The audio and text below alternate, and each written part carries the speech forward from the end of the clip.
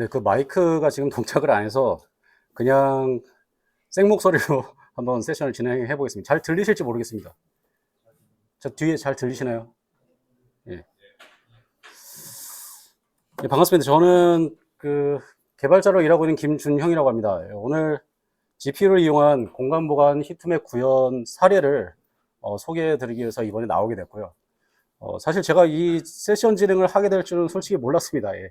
몰랐고, 그냥 이제 커뮤니티에다가 뭔가 제가 뭐 시간 날 때 만든 것들을 공유하다가 이제 한번 제안을 받게 돼서 이렇게 나오게 됐습니다. 저는 이제 다른 연사분들하고 같이 이렇게 자리를 하게 돼서 너무 영광이고, 오늘 제가 준비한 세션이 조금 이제 구현 사례를 설명하는 거기 때문에 실제 개발에 도움이 되실지는 모르겠어요. 그냥 이런 사례도 있구나라고 한번 봐주시면 될 것 같고, 그리고 중간에 이제 수학적인 무슨 수식이나 아니면 뭐 영상 처리 기법을 제가 몇 개 쓴 게 있는데 그것들도 전부 다 기초적인 기법만 사용을 했습니다.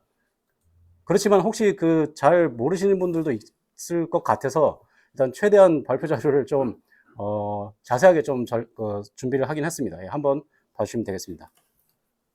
예, 시작해 보도록 하겠습니다.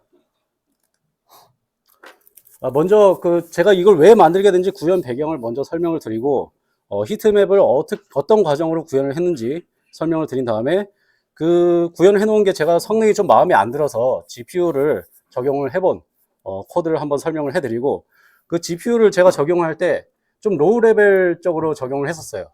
그래서 그 로우 레벨적으로 적용된 거를 C# 언어 기반으로 어떻게 적용을 하는지 그걸 설명을 한번 해보도록 하겠습니다. 네, 감사합니다. 네. 예. 그리고 마지막으로 결과를 분석하고 마무리하도록 하겠습니다. 네. 감사합니다.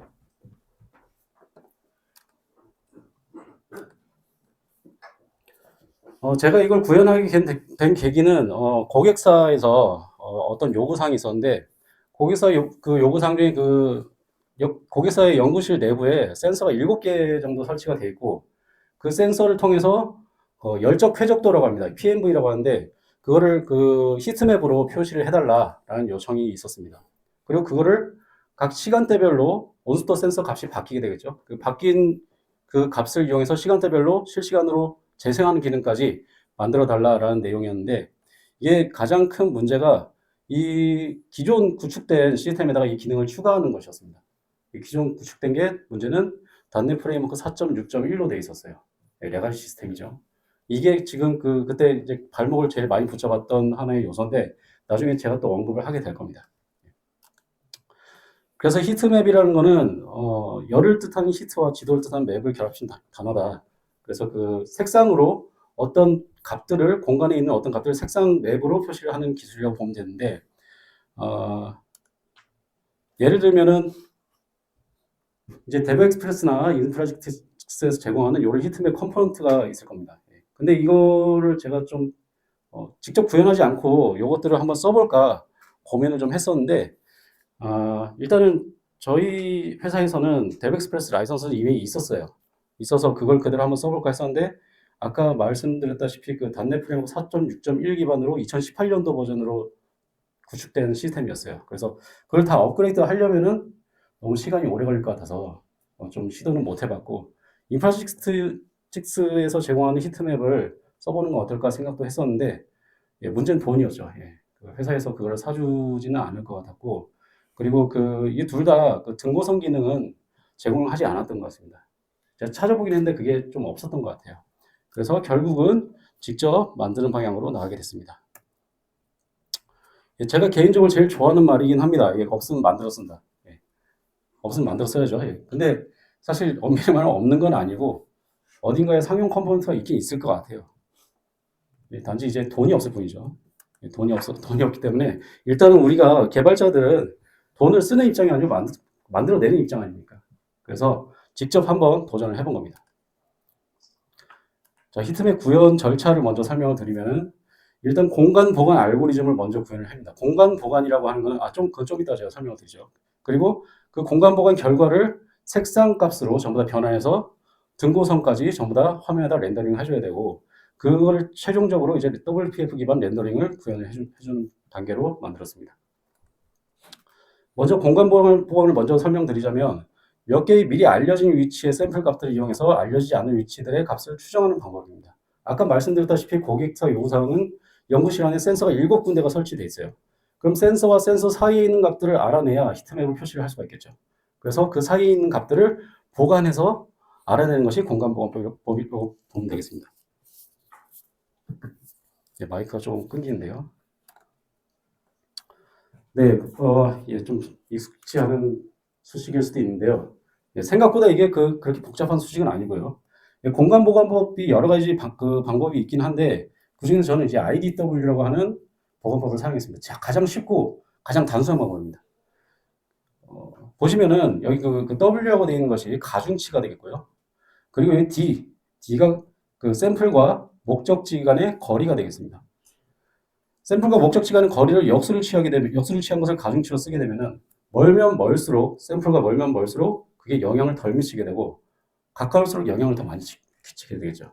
그래서 그렇게 가중치를 각각 둬가지고 평균을 구해서 현재 위치의 값들을 알아내는 방식이라고 보면 되겠습니다. 예, 그림으로 좀 설명을 해볼게요. 샘플이 이렇게 딱 4개가 있다고 치겠습니다. 여기는 0, 그리고 오른쪽 위에 100, 40, 10 이렇게 이런 값들이죠. 그래서 저는 이 중간 지점에 있는 그 값을 보관법으로 한번 계산을 해보려고 합니다. 가장 먼저 4군데의 거리를 먼저 구하고요. 0이 제일 멀고 40이 제일 가깝죠. 그렇게 해서 각각의 가중치를 역수를 취해서 0에다가 713분의 1, 100에다가 664분의 1 이런 식으로 전부 다 곱해주고 합산을 합니다. 그리고 분모로서 각 가중치를 전부 다 더해주는 거죠. 참고로 여기 P의 2라고 되어 있는 거는 이 가중치를 얼마나 강도를 높게 할 것인가를 의미하는데 보통 제곱을 쓰면 좀 보기 좋은 모양이 나옵니다. 그래서 값을 계산해보면 36.3이 나옵니다. 여기서 살펴볼 거는 이 36.3이라는 값이 40에 제일 가깝죠. 왜냐하면 거리가 가까우니까요. 거리의 역수를 가중치로 쓰기 때문입니다. 그래서 이걸 실제 코드로 한번 구현을 해보면 일단 공간 샘플 구조체를 정의를 하고요. 위치와 값으로 정의된 구조체를 하나 정의를 하고 이게 글씨가 작아서 잘 보일지 모르겠습니다. 보이시나요? 뒤에 분들도 보시나요? 네. 여기서 인터폴레이트 보관이죠. 인터폴레이트라는 메서드를 제가 구현을 해봤습니다. 아까 봤던 수식들이 여기에 다 녹아 있어요. 보면은 제일 먼저 거리를 구한 것 D 있었죠. D. 피타고라스 정리, 중학교 때 배우는 피타고라스 정리를 그대로 사용했습니다. 거리를 먼저 구하고 그 거리를 이용해서 가중치로 만듭니다. 역수 취해주죠. P 제곱해주고. 그리고 그 밑에 줄에 이제 이 웨이트 가중치와 샘플의 값을 곱해줘서 합산을 내주고요. 가중치끼리 또 합산을 내줍니다. 그리고 최종적으로 이렇게 나누기를 해주면은 현재 값이 구해지게 되는 겁니다. 어렵지 않죠? 이게 되게 단순한 방법입니다. 이거 말고 사실 크리깅 기법이나 뭐 이런 것들도 있는데 제가 그걸 개발할 시간은 좀 부족했어요. 그래서 이 방법을 쓰게 된 거죠. 자, 근데 이제 이 보관된 값을 이제 색상으로 변환을 해야 되는데 아까 구한 게 이제 36.3이었죠. 예. 색상을 변환할 때는 저는 일단 그 비주얼 스튜디오에서 흔히 볼 수 있는 선형 그라디언트 브러쉬 요걸 이용했습니다. 실제 이 브러쉬에다가 설정 재물 파일 재물 코드로 실제 선형 그라디언트 브러쉬를 만들게 되면은 컬러 스톱들을 이렇게 지정하게 되어 있는데요. 저는 일단 이 샘플에서는 컬러 스톱을 0, 0.5, 1로 선언을 하고 각 색상들을 설정을 해줬죠. 그래서 36.3이 어느 색깔인지를 알아내기 위해서 먼저 최대, 최소, 정규화라고 하는 수식을 한번 거칩니다. 이게 뭐냐면은 지금 이 컬러 스톱들이 최소가 0이고 최대가 1입니다. 그래서 0과 1 사이의 값들로 변환시켜주는 거라고 보면 되겠습니다. 이것도 이제 다른 알고리즘에서 많이 사용되는 수식이죠. 그래서 공교롭게도 지금 여기 최대가 100이고 최소가 0이기 때문에 그냥 100 나눈 값이 바로 오프셋 값이라고 보면 되겠습니다. 자, 이렇게 구하게 되면은 이 값이 첫 번째 구간에 있는지 두 번째 구간에 있는지 이거를 판단할 수가 있게 되고 먼저 구간을 먼저 탐색을 했죠. 그 구간 안에서 제일 작은 것에서부터 몇 퍼센트 정도로 이동을 해 있는지 이걸 찾아야 됩니다. 이거를 알파 값이라고 합니다. 그래서 최종적으로 알파 컴포지팅을 수행하게 되는데 이 알파 컴포지팅보다는 알파 블렌딩으로 더 알려져 있을 수도 있어요. 색깔과 색깔을 섞는 방법입니다. 그래서 이 알파 값, A의 색상에다가 알파 값을 더하고 B의 색상에는 1-알파를 더하게 되면, 곱하게 되면은 이 알파 값의 비율만큼 이 A라는 색깔이 차지하게 되는 거죠. 그래서 최종적으로 나타나는 색깔이 이 색깔이 되겠습니다. 눈으로는 좀 구분이 잘 안 되죠.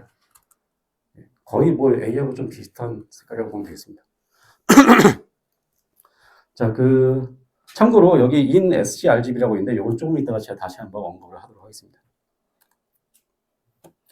그래서 색상 변환 메소드 이렇게 만들었고요. 이 to offset 이게 최대 최소 정규화를 나타내는 것이고, 그리고 여기 색상 구간을 루프를 통해서 찾아내죠. 근데 이 색상 구간 탐색 방법은 리스트 클래스의 바이너리 서치를 사용해도 무방한데, 저는 이게 나중에 이거를 저는 리스트 클래스를 쓰는 게 아니라 GPU를 이용할 거기 때문에 이렇게 단순한 로직으로 직접 만들어 봤습니다. 그리고 구간 외에 들어갔을 때 처리를 해주고, 마지막으로 알파 값과 A 색상, B 색상을 구해서 알파 컨버지팅을 하면은 원하는 색상이 나오게 됩니다.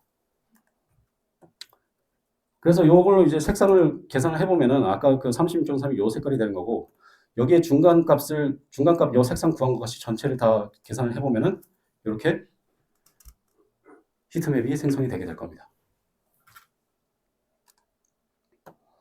참고로 sCRGB 제가 아까 잠깐 설명을 드렸는데요. 알파 컴포지팅을 수행하면서 이 알파 값을 곱해주는데, 이 실제로 WPF 내부 소스를 이제 레퍼런스 source.mypools.com 여기 가면 이제 내부 소스를 볼 수가 있는데, 이 곱하기 연산이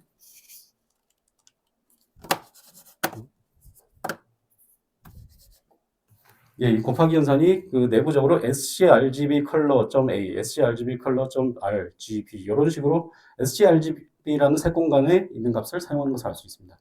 근데 이게 지금 곱하기를 했을 때 sCRGB 컬러 색 공간을 이용하는데, 실제로 선형 그레디언트 브러쉬를 쓰게 되면은 이 옵션을 안 넣어주게 되면 기본적으로 sRGB를 사용하고 있어요. 그래서 저는 이제 색상 범례를 이렇게 세로로 된 어떤 길쭉한 사각형을 이용할 건데, 잠깐만요.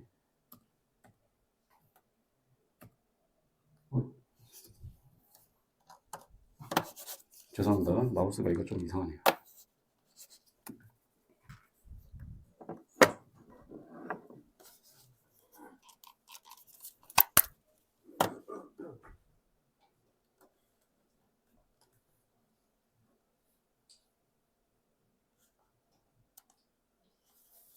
네, 다시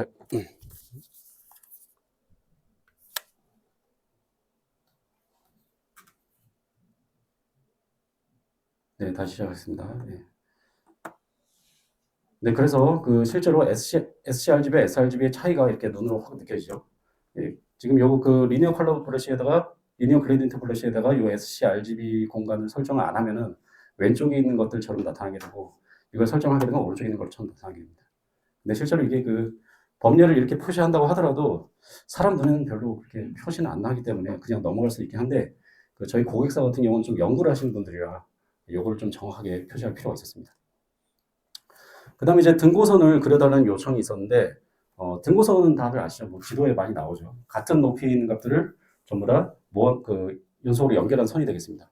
이 등고선을 그리기 위해서 저는 영상 처리 기법을 몇 개 썼는데, 일단 첫 번째로는 포스터리제이션이라고 하는 기법을 사용합니다. 이거는 이제 색상이나 어떤 값을 단계별로 그냥 쪼개는 겁니다. 쪼개면 이렇게 경계선이 생기죠. 이 경계선을 통해서 엣지 디텍션을 수행합니다. 그럼 경계선이 이렇게 나오게 되고, 원본과 합성을 하게 되면은 등고선이 포함된 이런 이미지가 나오게 되는 것이죠.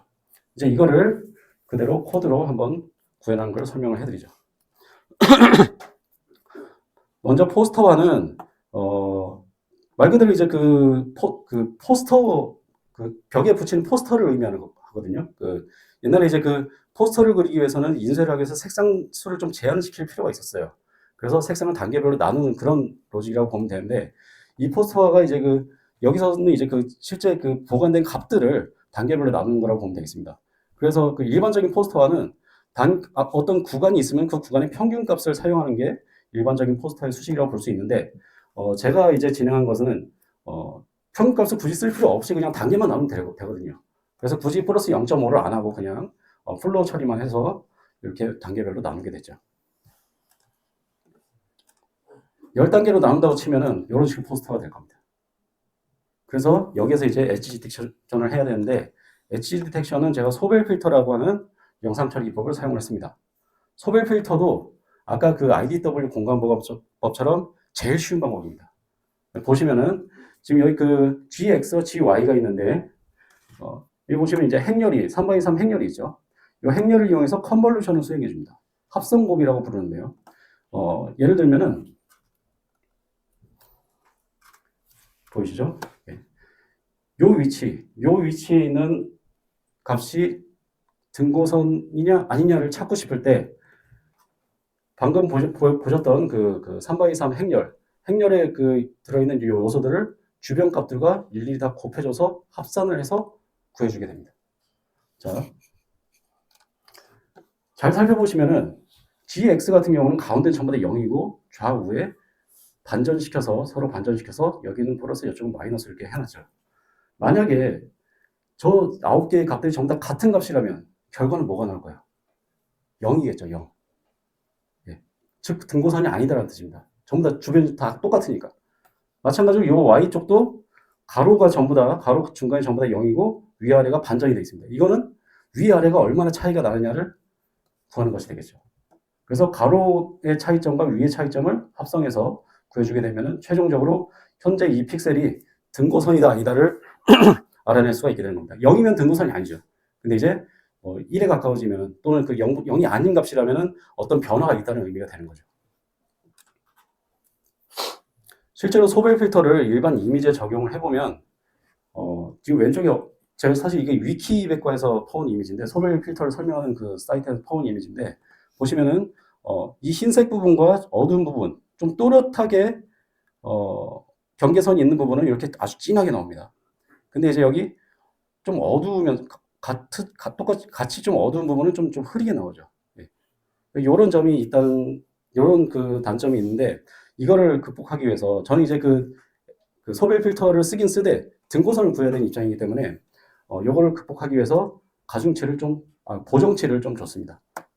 방금 전에 이 이미지대로라면은 단계가 점점 늘어날수록, 자, 예를 들어서 맨 밑에 있는 16구간,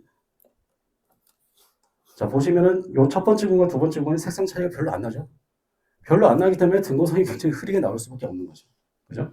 근데 위쪽에 보면은 4단계로 나왔을 때, 요 부분의 평균과 정확히 맨 낮은 값을 사용을 하긴 했지만은, 요 평균과 요 평균이 차이가 많이 나게 돼서 더 진하게 나오게 되는 겁니다.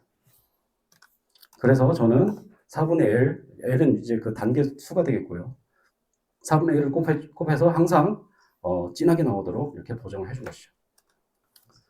실제 코드로 보면은 소벨 필터 이렇게 적용을 해주고, 그냥 보정치를 넣어주고, 마지막으로 2개의 그 필터 결과를 합성을 해주면 등고선이 얼마나 진할 것인가, 현재 픽셀이 등고선이다 아니다를 판단을 할 수가 있게 되는 겁니다. 그래서 소벨 필터를 적용을 하게 되면은 이렇게 그 결과가 나오게 되고, 원본하고 합성하면 최종적인 히트맵 이미지가 생성이 됩니다.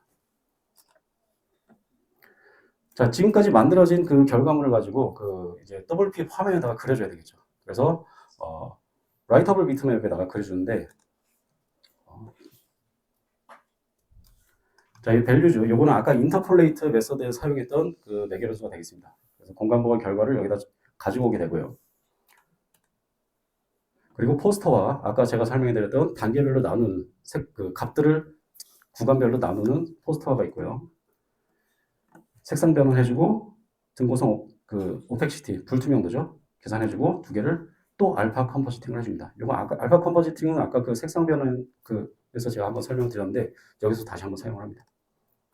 그렇게 해서 라이터블 비트맵에서 제가 그 픽셀 포맷을 BGRA31로 했기 때문에 이건 그 리틀 엔디안 순으로 정렬이 돼야 되거든요. 그래서 제일 오른쪽에 B가 있고 맨 왼쪽에 A가 있죠. Shift 연산 써서 바로 4바이트 픽셀 값으로 변환해서 포인터에다가 써줍니다. 자, 그렇게 해서 나온 그 샘플 프로그램입니다. 자, 제가 지금 여기 그 샘플 4개를 입력을 해놨고, 저 슬라이더로 이렇게 좀 이제 그 파라미터를 좀 변경을 하고 있죠. 근데 이제 계산 시간이 제가 듀레이션을 여기 넣어놨는데 대략 1.4초, 1.3초 정도 걸리고 있습니다. 네, 마우스 클릭으로도 좀 옮길 수 있게 한번 해봤어요. 자, 근데 이제 고객사 요청에는 이거를 좀 실시간으로 재생을 하게 해달라라는 요청이 있었죠. 한 프레임당 1.4초 걸리는 건 좀 개인적으로 좀 마음에 안 들었어요. 그래서 이걸 해결하기 위해서 GPU로 한번 돌려보자라고 결정을 내리게 된 겁니다. 잠깐 그 CPU와 GPU의 차이를 좀 설명을 드리자면, 물론 이건 인터넷에 찾아보시면 더 자세한 내용이 나오겠지만 전 간단하게 좀 언급을 해보고 넘어가겠습니다. 만약에 CPU가 이렇게 그 다양한 기능으로 구성된 어떤 하나의 군대라고 치면 GPU는 어떤 모양일까요? 네, 이렇습니다. 단순한 기능을 아주 많이 그냥 집약시켜 놓은 거라고 보면 되겠습니다. 자, 근데 이게 누가 이길까요, 과연? 예, 상황에 따라 좀 다르겠죠. 기존 체스 룰로 한 번에 하나의 말만 움직일 수 있는 상황이라면 CPU가 이길 수도 있어요. 충분히 그럴 수 있겠죠. 근데 이제 모든 말이 동시에 막 치고받고 싸우는 상황이라면 GPU가 무조건 이길 겁니다. 즉, 한마디로 말해서 GPU는 병렬 처리를 할 때 확실한 효과를 본다라는 의미가 되는 거죠. 특히 영상 처리 같은 경우는 각 픽셀들의 값이 서로 다른 그 픽셀의 그 영향을 서로 파라미터로 쓰이지 않기 때문에 병렬 처리할 때 굉장히 많이 쓰이게 되죠. 예. 사실 싸우는 게 아니라 서로 협력을 해야 되겠죠. 예. 그래서 GPU 기반 연산 개요를 먼저 한번 보면은 준비, 할당, 입력, 실행, 추출로 제가 한번 구분을 해봤습니다. 이게 그 어디 정해진 건 아니고요. 제가 한번 구분을 해본 거고요. 준비와 할당은 그 GPU 디바이스하고 이제 그 GPU에서 돌릴 프로그램, 커널 또는 쉐이더라고 부릅니다. 이걸 준비를 먼저, 컴파일을 먼저 해주는 것이고, 그 다음에 이거 GPU 메모리에다가 메모리 영역을 할당을 먼저 해줍니다. 자, 이렇게 그 이니셜라이징 단계가 있는데, 이 이니셜라이징 단계는 자주 실행되면은 좀 그 성능에 영향을 끼칠 수가 있어요. 그래서 되도록이면은 최초로 한 번만 해주고 밑에 있는 디스패칭 단계를 반복해서 실행하면 된다라고 해서 이것도 또 한번 2단계로 나눠봤습니다. 그래서 그 고객사 프로젝트에다가 어떤 라이브러리를 쓸 것인가 한번 검토를 해봤는데, 제일 먼저 많이 그 C샵에서 GPU를 쓰기 좋은 라이브러리 중에 제일 먼저 알려진 아이디얼 GPU를 먼저 써봤고요. 써본 게 아니라 이제 검토를 해봤고요. 근데 아까 제가 말씀드렸다시피 단내 프레임워크 4.6.1이라는 게 계속 발목을 잡았죠. 4.6.1에서 바로 쓸 수는 없었어요. 추가적으로 ILGPU.algorithms라고 하는 그 패키지가 있는데, 이게 없으면은 요런 오류가 뜹니다. 요런 오류가 뜨고, 그 ILGPU 자체는 0.3.0 버전은 4.6.1에서 쓸 수가 있는데 알고리즘즈는 아예 지원을 하지 않았습니다. 그래서 이거는 쓰면 안 되겠다. 다음 기회에 한번 써봐야 되겠다 라고 생각하고 다음으로 넘어갔습니다. 그 다음으로 검토했던 게 컴퓨터샵이었습니다. 컴퓨터샵은 다이렉텍스 기반의 라이브러리라고 보면 되겠고, 요건 주로 좀 영상 처리 쪽에 좀 더 강력하게 쓸 수 있는 라이브러리라고 보면 되겠습니다. 근데 이것도 역시 그 단넷 8.0으로 구현이 되어 있더라고요. 최신 버전 기준으로. 그래서 옛날 버전을 또 한번 찾아봤는데 2023년도 9월 27일 게시된 2.1.0 요거를 찾아서 단넷 스타디 2.0 기반으로 바로 갖다가 써봤는데 이게 좀 뭔가 좀 프로그램 종료할 때 지연 시간이 좀 발생하기도 하고 그 불안정적이었어요. 예전 버전을 쓰니까. 이것도 제가 그 고객사 프로젝트가 단넷 프레임워크만 아니었다면은 이걸 바로 쓸 수 있었겠지만은 일단은 보류를 해뒀습니다. 자, 이제 샵 DX까지 왔습니다. 이게 점점 더 로우 레벨로 내려가고 있어요. 그 하이 레벨을 쓰면 참 편리한데 로우 레벨로 내려가가지고 지금 결국은 HLSL 코드로 쉐이더를 제가 직접 만들게 됐습니다. 다행히 제가 예전에 이걸 써본 적이 있어서 일단 이번 프로젝트는 샵 DX를 어떻게든 끝내보자 라고 해서 이거를 사용하게 됐습니다. 자, 샵 DX 기반으로 쉐이더를 제가 먼저 하나 작성을 했고요. 여기 보시면 HLSL이죠. C샵이 아닙니다. C 스타일의 어떤 그 쉐이더를 프로그래밍 하기 위한 쉐이딩 언어가 되겠습니다. 근데 지금 제가 이거 설명하는 이 코드는 굳이 뭐 주의 깊게 안 보셔도 될 것 같아요. 나중에 제가 어차피 그 컴퓨터샵과 ILGPU로 C샵 기반을 만든 걸 또 보여드릴 겁니다. 제가 얼마나 고생을 했는가 그거를 보여드릴 수 있어서 그냥 소개를 한 겁니다. 참고하시면 되고요. 요거 그 지금 아까 거리 구하기 여기 그 HLSL 안에는 디스턴스라는 함수가 미리 정의되어 있습니다. 굳이 피타고라스까지 소환할 필요가 없어요.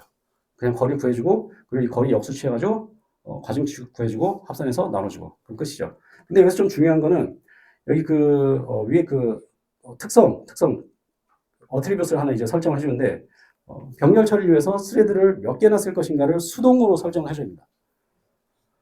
예, 뭐 얼마나 쓰게 될지 어떻게 알고 이게 또 수동으로 설정해야 될까 좀 현타가 왔었는데요. 네. 일단 나중에 이제 그 ILGP나 컴퓨터 샵 같은 경우는 이걸 굳이 수동으로 설정할 필요가 없습니다. 자동으로 다 알아서 활동해 주고요. 그리고 두 번째로 또 주의 깊게 봐야 될 게 여기 그 CPU에 있는 어떤 값들을 파라미터를 넘겨주고 결과를 다시 이제 가지고 갈 그런 리소스를 매핑해주는 부분이 되겠습니다. 이것도 일단 간단하게 잠깐 보시면 돼요. 그래서 쉐이더를 만들었으면 이제 쉐이더를 실행을 해야 되겠죠. 제가 아까 설명드렸던 준비 단계, 할당 단계, 입력 단계, 그 다음에 실행 단계, 추출 단계 이렇게 딱 있습니다. 지금 코드량이 제법 있는데 다시 돌아가 보면은 제가 여기 그 점점점으로 좀 생략을 해놨죠. 그죠? 요 안에 들어간 코드량이 너무 방대합니다. 지금 이 슬라이드 두 장에다 지금 축약을 해놨는데 일단 지금 좀 더 설명을 해드려 볼게요. 방금 그 점점점이라고 되는 부분 중에 하나가 여기 그 GPU 메모리 상에다가 특정 버퍼 메모리 영역을 할당해 주는 부분인데 지금 보시면은 그 버퍼의 종류에 따라서 여기 그 버퍼 디스크립션이라는 그 구조체 있죠. 이것들을 수동으로 전부 다 그 파라미터를 다 입력을 해줘야 돼요. 설정 값을. 너무 이게 불편해요. 예를 들면 지금 보시면 제가 주석을 적어놨는데 컨스턴트 버퍼의 길이는 16의 배수로 설정해야 된다. 이것도 처음에 자꾸 이 그 파라미터가 매개 변수가 틀립니다라는 그 오류가 떠가지고 인터넷에서 열심히 찾아서 안 하는 겁니다. 예, 지금 이 그 버퍼 디스크립션에 들어가는 매개 변수가 하나라도 틀리면은 그 예외 메시지는 항상 매개 변수가 틀립니다라고만 나오고 어떤 게 어떻게 틀렸다는 게 전혀 안 나와요. 쓰기가 너무 불편하죠. 예. 그 다음에 또 다른 예시를 보면은 쉐이더 리소스 뷰라고 하는 버퍼로 또 그 설정을 해주는데 쉐이더 리소스 뷰일 때는 버퍼 디스크립션에다가 똑같이 쉐이더 리소스로 플래그를 설정을 해줘야 돼요. 이게 무슨 그 시간 낭비입니다. 쉐이더 리소스 뷰를 생성하면은 자동적으로 이것도 좀 설정이 되는 거 아닌가요? 좀 많이 불편하죠. 그리고 마지막으로 결과 값을 가지고는 언어도적 액세스 뷰 이제 그 보관된 결과를 가지고 오기 위해서 제가 할당을 한 건데요. 이것도 마찬가지로 방금 전과 같이 언어도적 액세스 뷰를 설정을 할 때 이제 그 버퍼에 대한 디스크립션 이 텍스트 2D도 버퍼입니다. 예. 그 디스크립션을 언어도적 액세스로 설정을 또 해줘야 됩니다. 이걸 안 해주면은 아까하고 똑같이 그냥 매개 변수가 틀린다만 뜹니다. 이것도 인터넷에서 열심히 찾았어요. 그리고 그 방금 그 결과물을 그 CPU 메모리로 복사해 오기 위한 스테이징 텍스처 이것도 마찬가지로 스테이징일 때는 리드로 꼭 설정해야 되고 뭐 바인딩 플래그는 넌으로 설정해야 된다 이렇게 또 인터넷 찾아서 열심히 만들었습니다. 이것도 하나로 틀리면 이렇게 매개 변수가 틀리다고만 합니다. 아주 불편합니다. 참고로 C#에서 제가 아까 구현했던 이게 색상 변환 코드 요거를 HLSL로 변환하는 건 별로 어렵지 않았어요. 그냥 뭐 코딩을 해본 사람이라면은 C# 코드였던 걸 자바로 바꾼다거나 그런 거 좀 그렇게 어렵진 않잖아요. 근데 오히려 방금 전에 그 샵DX를 쓰기 위한 파라미터 찾는 거 거기에서 시간이 너무 많이 걸린 거죠. 뭐 요거는 이제 뭐 아까 거의 유사하다고 보면 되겠고요. 색상 구간 탐색, 구간의 처리, 그리고 매개 변수 찾기, 알파 컴포지트 해주고요. 등고성 검출도 소별 필터 적용해주고 보정치해주고 합성해주고 네, 보시죠. 그래서 성능 개선을 한번 해보니까 제가 동영상 찍은데요. 아직 GPU 옵션을 안 켰습니다. 왼쪽에 이게 유즈 GPU라는 걸 제가 하나 체크박스를 마련을 해놨고요. 저걸 켜고 이제 그 마우스 클릭을 해보면은 다르죠? 한 10ms, 7ms 엄청 빨리 했습니다. 예. 저도 해보고 너무 깜짝 놀랐습니다. 예, 성능이 아주 좋죠. 이렇게 최대값, 최소값도 마음대로 이제 조정 가능하고요. 최소값. 예. 전혀 버벅이 등고선 개수도 마음대로 조정을 할 수가 있습니다. 자, 이렇게 해서 고객사에다가 일단 제가 이제 배포를 하고 프로젝트는 잘 마무리를 했습니다. 근데 샵DX만 써보긴 또 너무 아쉬웠어요.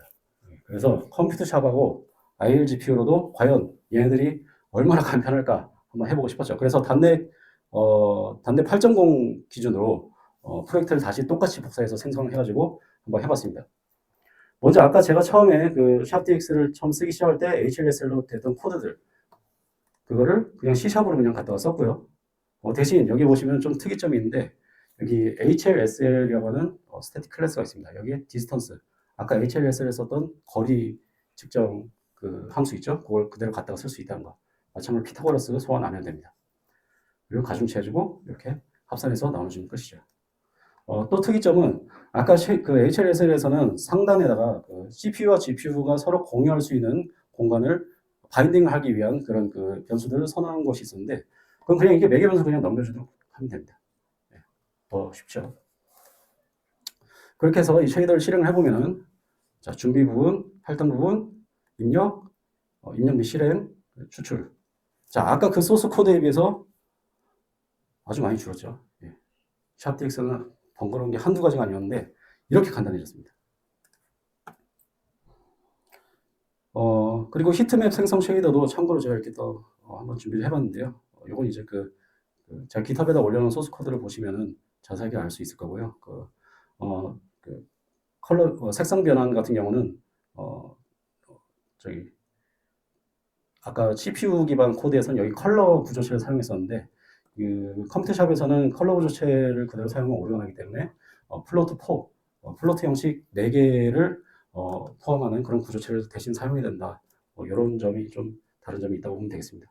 그리고 그 알파 컴포지팅도 굳이 뭐 곱하기 뭐 이런 거 1 마이너스 알파 할 필요 없이 그냥 러프 문을 이용해가지고 바로 수행할 수 있다. 이런 좀 특이점이 좀 있습니다.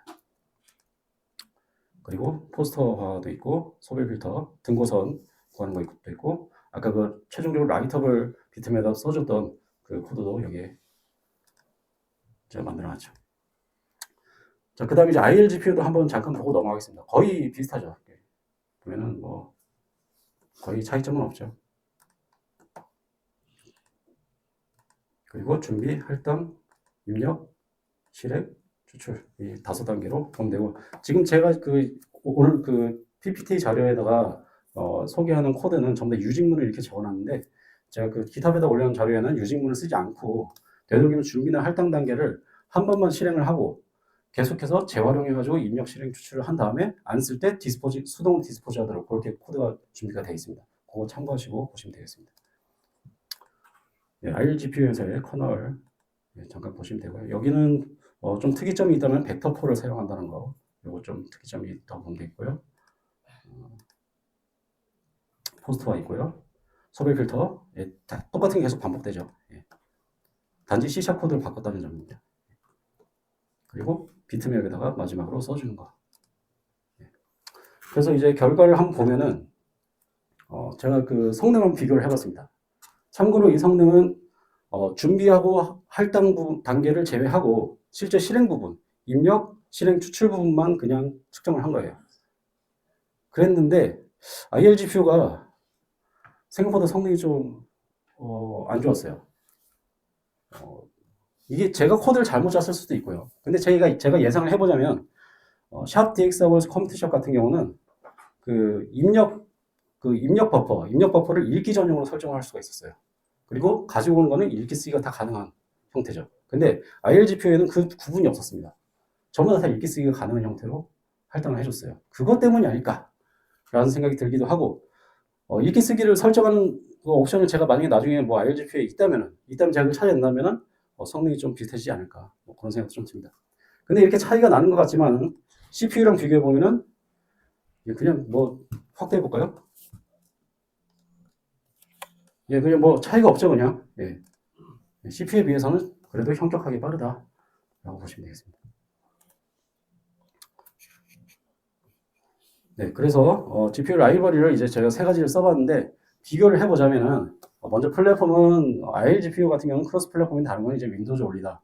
왜냐하면 이 2가지 기술은 결국 다이렉트X를 기반으로 만들어졌기 때문에 다이렉트X가 뭐 윈도우 용치 기반 아니겠습니까? 그래서 좀 한계가 있고요. ILGPU 같은 경우는 쿠다하고 오픈쉘은 이제 그 ATA 관련된 그 GPU에서도 돌릴 수가 있다. 근데 이제 이건 좀 소문이 별로 안 좋아요. 뭐 버전 관리는 잘 안 되고 별로 안 좋다는 의미가 있어 GPU를 쓰려면 그냥 엔비디아 거 사서 써라 라는 그 이야기가 많이 나돌고 있습니다. 그래서 결국 쿠다를 쓰게 될 겁니다. 단넷 버전 같은 경우는 샵DX는 제가 아주 이번 프로젝트에서는 거기서 프로젝트는 아주 편리하게 쓸 수 있도록 예, 구석기 시대 유물이 여기 있네요. 네. 단넷 4.5에서도 제공을 해주고 컴퓨터샵이나 ILGPU는 단넷 5.0, 8.0을 지원을 해줍니다.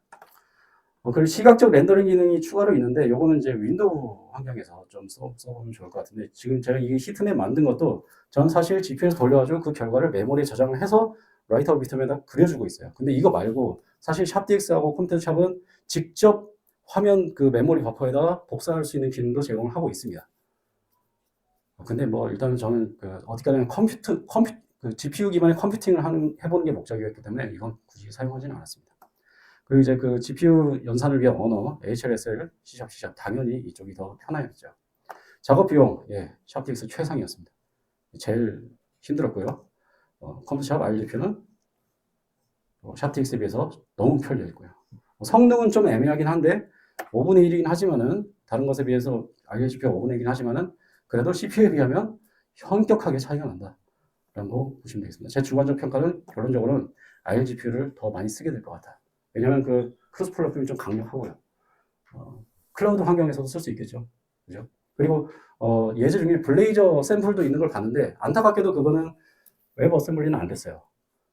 블레이저 서버상에서 서버에 있는 GPU를 결국은 쓰는 그런 예제였습니다. 좀 아쉽긴 한데 만약에 이게 그 블레이저 웹 어셈블리에서 되게 하려면은 그 웹GL이라든가 웹 GPU 그런 것들하고 이제 좀 그 같이 연동해서 써야 될 겁니다. 제가 그 기존 고객사 프로젝트가 만약에 뭐 제가 부지런해가지고 거기서 프로젝트도 기존 프로젝트는 사실 제가 만들었었거든요. 2018년도에. 그거를 좀 부지런하게 제가 좀 업데이트를 했다면은 이 고생 안 했을 텐데 좀 아쉬웠습니다. 그래서 결론은 기승전 업그레이드다. 최대한 단넷을 업그레이드 해서 쓰자라는 게 되겠습니다. 참고 자료 제가 그 링크들 남겨놨고요. 지금 이 PPT도 나중에 한번 공유를 하게 될 것 같습니다. 제가 준비한 건 여기까지인데 간단하게 제 소개를 좀 하고 마치려고 했는데 다행히 시간이 한 2분 정도 남은 것 같아요. 저는 경남 창원의 어느 중소기업에서 19년 가까이 개발자로 근무를 하고 있고요. 입사 초반에는 ERP, MES, 공정 자동화 이런 것들을 개발을 하다가 중간부터 에너지 관리 시스템, 에너지 기술 연구 과제 등을 수행을 하고 있습니다. 그리고 연구기관에서 연구를 하는 그런 알고리즘들을 소프트웨어로 직접 개발해내는 그런 개발 영역도 수행하고 있는데 창원에 있는 한국전기업의 주 고객이 되겠고요. 개인 활동으로 뭐 베가본드 K라는 이름으로 블로그, 깃허브 연구 활동을 하고 있습니다. 참고로 단넷 컨퍼런스 이거 사이트에 경남 창원의 어느 중소기업이 똑같이 소개가 되는데 이걸 저희 회사 윗분이 보시고 좀 서운해 하시는 것 같았어요. 그래서 저희 회사 소개도 한 30초 정도 하고 넘어가겠습니다. 저희 회사는 그 경남 창원의 어느 중소기업이고요. 1999년에 창립을 했고요. 스마트 팩토리나 에너지 관리 프로그램을 만들고 있고 26명 인원이 있고 매출은 43억 그리고 그 연락처 홈페이지 참고해 주시면 될 것 같고요. 그리고 저희 그 회사 대표님이 항상 외치시는 슬로건은 작지만 강한 기업이다. 입니다. 이상입니다.